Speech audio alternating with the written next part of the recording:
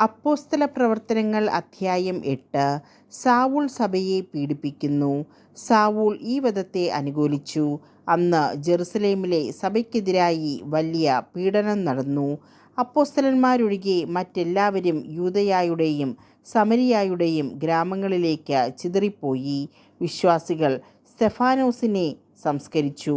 അവനെ ചൊല്ലി അവർ വലിയ വിലാപം ആചരിച്ചു. എന്നാൽ സാവൂൾ സഭയെ നശിപ്പിക്കാൻ ശ്രമിച്ചുകൊണ്ടിരുന്നു. അവൻ വീടുതോറും കയറിയിറങ്ങി സ്ത്രീപുരുഷന്മാരെ വലിച്ചിഴച്ചു കൊണ്ടുവന്ന് തടവിലാക്കി. സുവിശേഷം സമരിയായിൽ. ചിതറിക്കപ്പെട്ടവർ വചനം പ്രസംഗിച്ചുകൊണ്ട് ചുറ്റി സഞ്ചരിച്ചു. പീലിപ്പോസ് സമരിയായിലെ ഒരു നഗരത്തിൽ ചെന്ന് അവിടെയുള്ളവരോട് ക്രിസ്തുവിനെപ്പറ്റി പ്രഘോഷിച്ചു. പീലിപ്പോസിൻ്റെ വാക്കുകൾ കേൾക്കുകയും അവൻ പ്രവർത്തിച്ച അടയാളങ്ങൾ കാണുകയും ചെയ്ത ജനക്കൂട്ടം അവൻ പറഞ്ഞ കാര്യങ്ങൾ ഏകമനസ്സോടെ ശ്രദ്ധിച്ചു. എന്തെന്നാൽ അശുദ്ധാത്മാക്കൾ തങ്ങൾ ആവേശിച്ചിരുന്നവരെ വിട്ട് ഉച്ചത്തിൽ നിലവിളിച്ചുകൊണ്ട് പുറത്തുപോയി. അനേകം തളർവാദ രോഗികളും മുടന്തന്മാരും സുഖം പ്രാപിച്ചു. അങ്ങനെ ആ നഗരത്തിൽ വലിയ സന്തോഷമുണ്ടായി. മാന്ത്രികവിദ്യ നടത്തിക്കൊണ്ടിരുന്ന ശിമയോൻ എന്നൊരുവൻ ആ നഗരത്തിലുണ്ടായിരുന്നു. അവൻ വലിപ്പം ഭാവിച്ച് സമരിയാദേശത്തെ വിസ്മയിപ്പിച്ചു. ചെറിയവർ മുതൽ വലിയവർ വരെ എല്ലാവരും അവൻ പറയുന്നത് കേട്ടിരുന്നു. അവർ പറഞ്ഞു, മഹാശക്തിയെന്ന് വിളിക്കപ്പെടുന്ന ദൈവശക്തി തന്നെയാണ് ഈ മനുഷ്യൻ. ദീർഘകാലമായി മാന്ത്രിക വിദ്യകൾ കൊണ്ട് അവരെ വിസ്മയിപ്പിച്ചിരുന്നതിനാലാണ് എല്ലാവരും അവനെ ശ്രദ്ധിച്ചു പോന്നത്. എന്നാൽ ദൈവരാജ്യത്തെക്കുറിച്ചും യേശുക്രിസ്തുവിൻ്റെ നാമത്തെക്കുറിച്ചും പീലിപ്പോസ് പ്രസംഗിച്ചപ്പോൾ സ്ത്രീ പുരുഷ ഭേദമന്യേ എല്ലാവരും വിശ്വസിച്ചു. ജ്ഞാനസ്നാനം സ്വീകരിച്ചു. ശിമയോൻ പോലും വിശ്വസിച്ചു. അവൻ ജ്ഞാനസ്നാനം സ്വീകരിച്ച് പീലിപ്പോസിൻ്റെ കൂടെ ചേർന്നു. സംഭവിച്ചു കൊണ്ടിരുന്ന അടയാളങ്ങളും വലിയ അത്ഭുത പ്രവൃത്തികളും കണ്ട് അവൻ ആശ്ചര്യഭരിതനായി. സമരിയാക്കാർ ദൈവവചനം സ്വീകരിച്ചുവെന്ന് കേട്ടപ്പോൾ ജെറുസലേമിലുള്ള അപ്പോസ്തലന്മാർ പത്രോസിനെയും യോഹന്നാനെയും അവരുടെ അടുത്തേക്ക് അയച്ചു.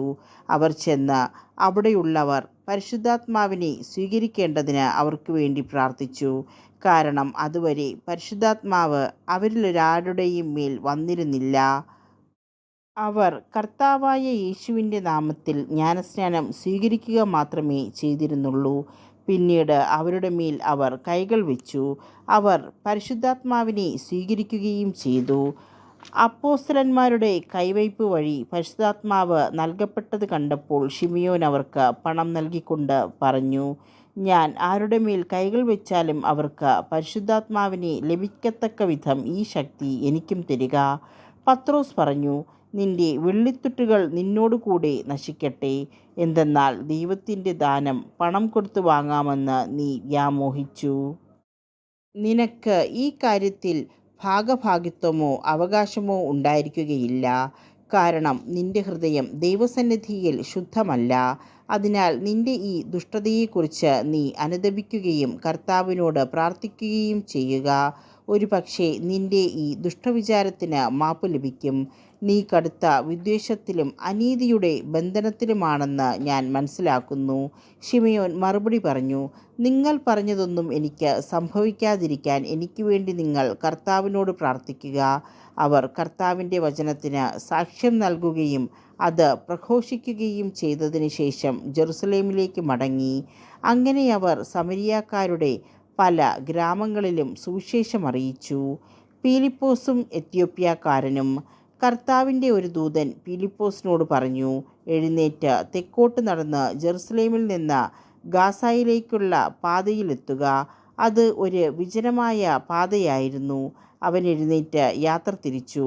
അപ്പോൾ എത്യോപ്യാക്കാരനായ ഒരു ഷണ്ഡൻ എത്യോപ്യ രാജ്ഞിയായ കൻദാക്കിയുടെ ഭണ്ഡാര വിചാരിപ്പുകാരൻ ജെറുസലേമിൽ ആരാധിക്കാൻ പോയിട്ട് തിരിച്ചു വരികയായിരുന്നു.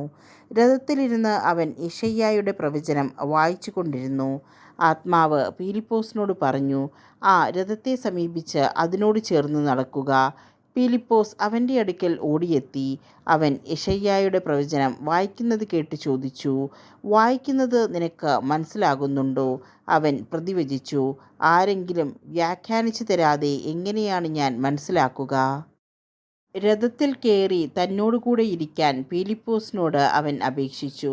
അവൻ വായിച്ചു കൊണ്ടിരുന്ന വിശുദ്ധ ഗ്രന്ഥഭാഗം ഇതാണ്: കൊലയ്ക്ക് കൊണ്ടുപോകുന്ന ആടിനെപ്പോലെയും രോമം കത്രിക്കുന്നവൻ്റെ മുമ്പിൽ മൂകനായി നിൽക്കുന്ന ആട്ടിൻകുട്ടിയെപ്പോലെയും അവൻ തൻ്റെ വായ് തുറന്നില്ല. അപമാനിതനായ അവന് നീതി നിഷേധിക്കപ്പെട്ടു. അവൻ്റെ പിൻതലമുറയെപ്പറ്റി ആര് വിവരിക്കും? എന്തെന്നാൽ ഭൂമിയിൽ നിന്ന് അവൻ്റെ ജീവൻ അപഹരിക്കപ്പെട്ടു.